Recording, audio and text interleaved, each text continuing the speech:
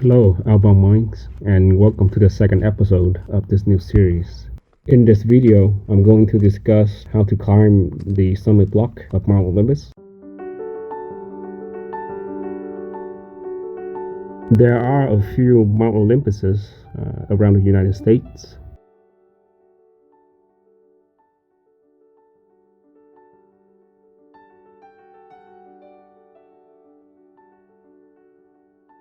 And of course, there's one in the country of Greece, which I guess is the original Mount Olympus, one may claim. But this particular Mount Olympus that we're gonna analyze today is actually a great mountaineering objective located on the Olympic Peninsula in the state of Washington. Mount Olympus has a summit at 7,980 foot elevation, which makes it the highest mountain on the peninsula.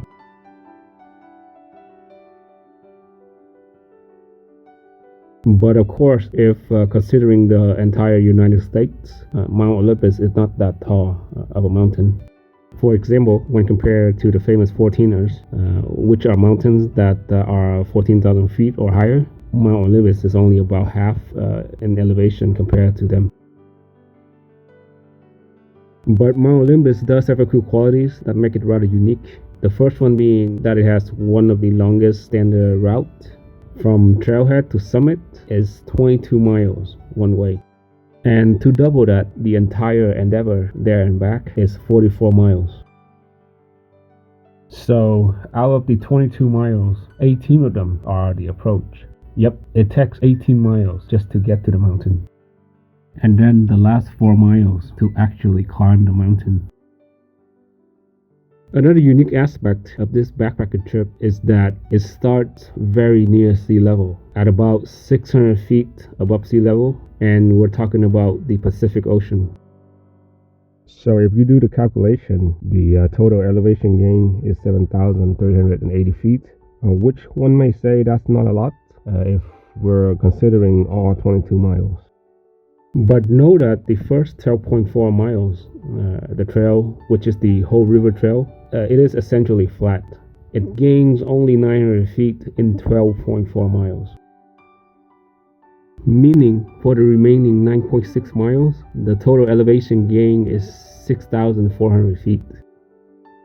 I admit, gaining 6,400 feet in 9 something miles, after already walking over 12 miles, that would be a great challenge for almost anyone. However, in this episode, I'm not going to cover the entire backpacking adventure. I actually have full-length videos available on my channel. If you want to see that, you can look under the Washington playlist and you will see the entire trip separated into 3 parts. In this specific video, I'm going to talk about only the summit block and the different ways to climb it.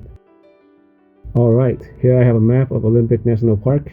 As I'm zooming in, you can see that Mount Olympus is located kinda near the center of the park. That's the reason why it takes so many miles just to get to it. So Mount Olympus actually has 3 peaks: east, middle, and west. The west peak is the true summit. It's the highest of the 3. Personally, I've not done the east or middle peak. I believe it's possible to do a traverse of all 3 on one single ridge line, but I've not read many reports from people doing that.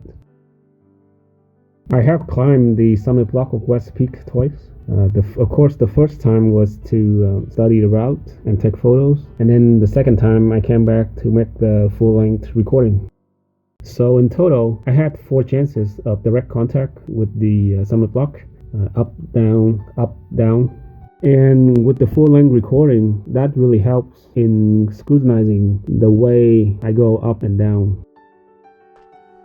When one arrives at Mount Olympus after the approach, they can actually see West Peak from the lateral moraine before crossing the Blue Glacier.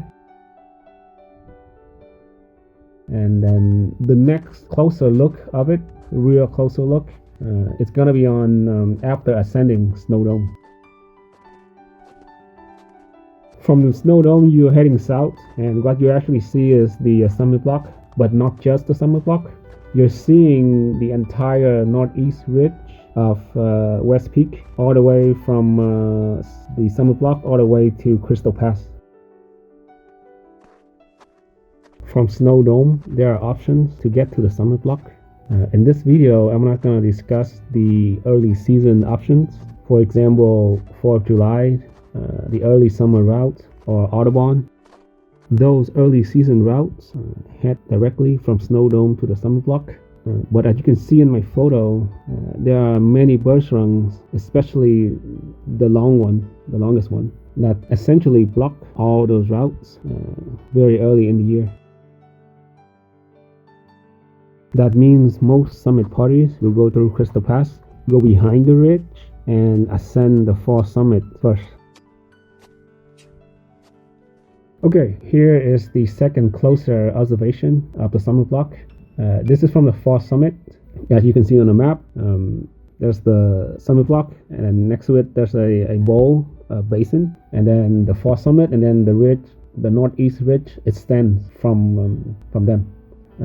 Between the fall summit and the summit block, it's about 500 feet. They're about 500 feet apart.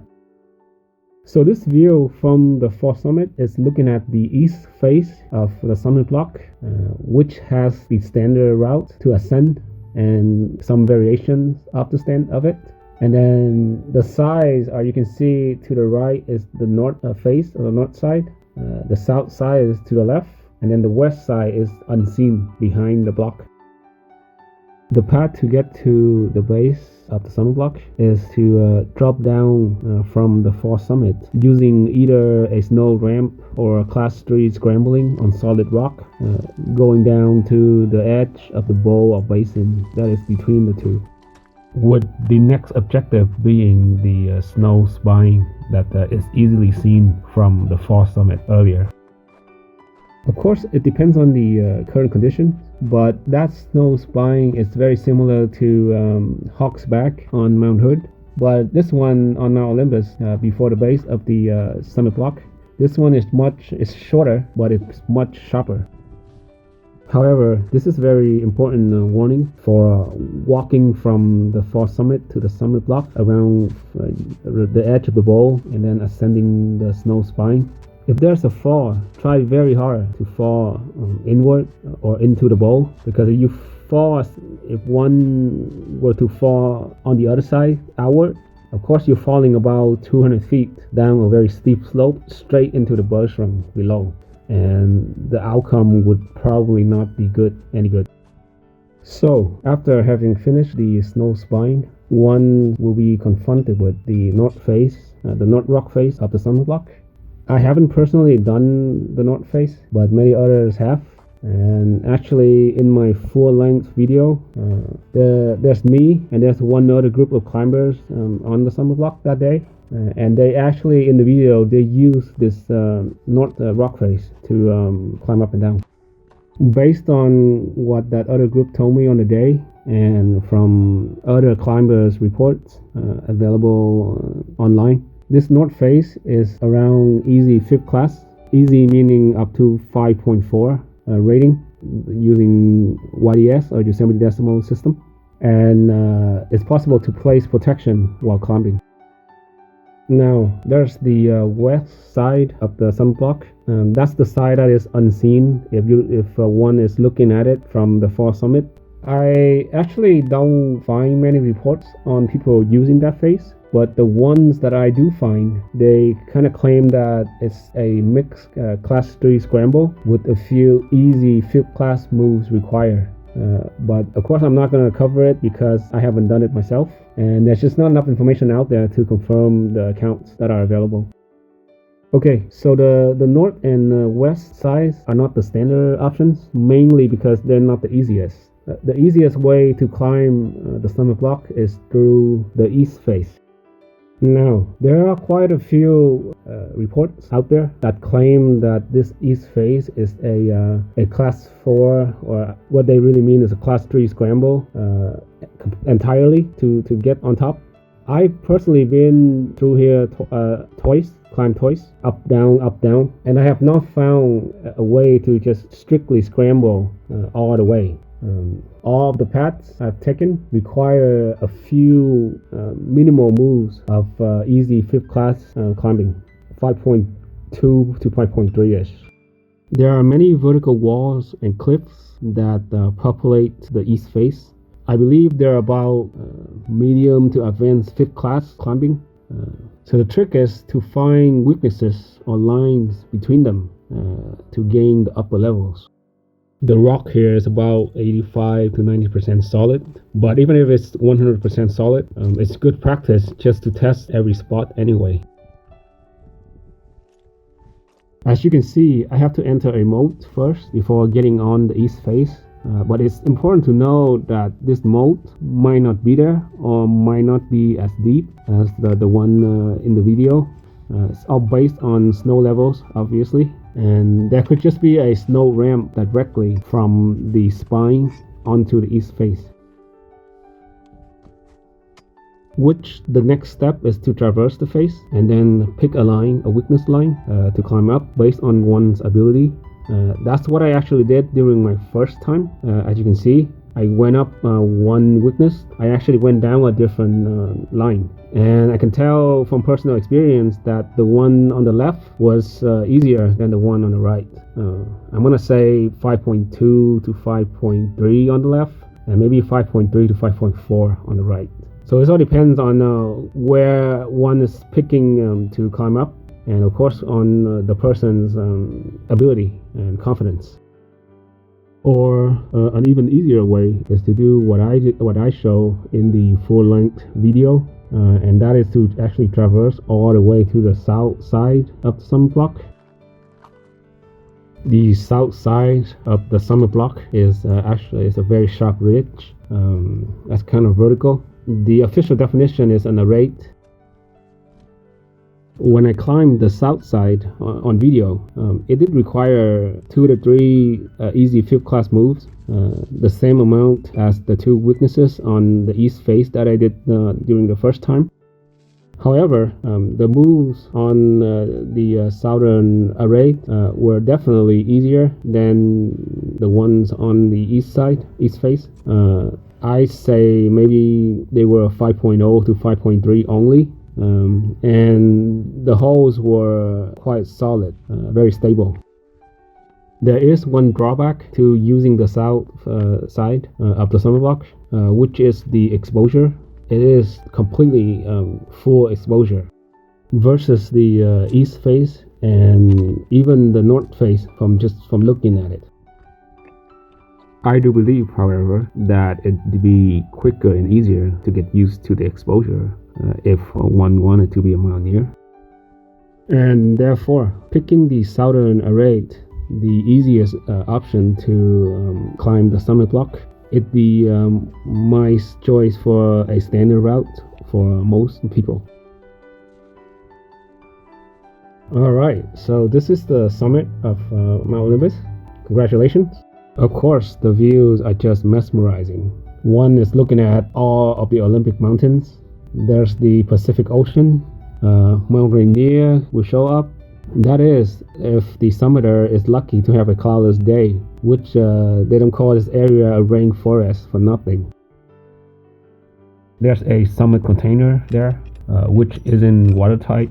If one were to open it, the person could find the contents inside soaked. And there are 2 survey markers as well. Alright, now for the exit, or how to get down from the summit block. Because I free solo, when I climb up something, I make sure that I can either down climb or walk off. In this case, I simply use the same route, the southern side of the summit block, to down climb.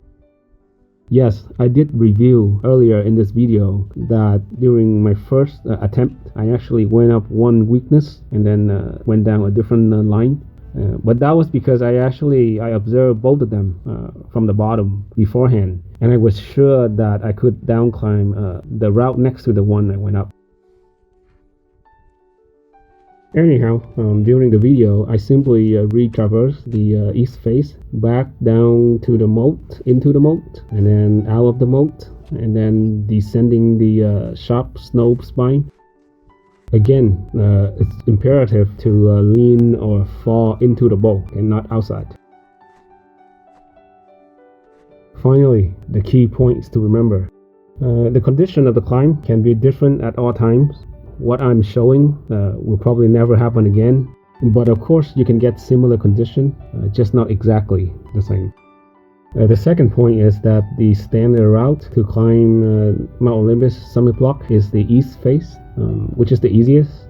All the other ones are harder. Yes, I'm aware that this is the third time that I'm saying this, but during the walk from the fourth summit to the summit block and back, fall inward into the basin. Make sure of that. That run now is very safe. And the last point, there is no really true entirely scrambling route to climb the summit block, at least from what I've observed. All of them require minimal, easy 5th class move to gain the upper level. Personally, I don't think climbing this summit block is the hardest part of this entire journey, but instead it's actually going up and down the lateral moraine before or after the Blue Glacier. Okay, as I've shared elsewhere, I hope that this and the full-length videos can help a few more mountaineers in summiting Mount Olympus, and unbeknownst to the masses who visit the park. And happy mountaineering, everybody. On screen right now, you can see the 3-part videos that I have recorded for this backpacking adventure.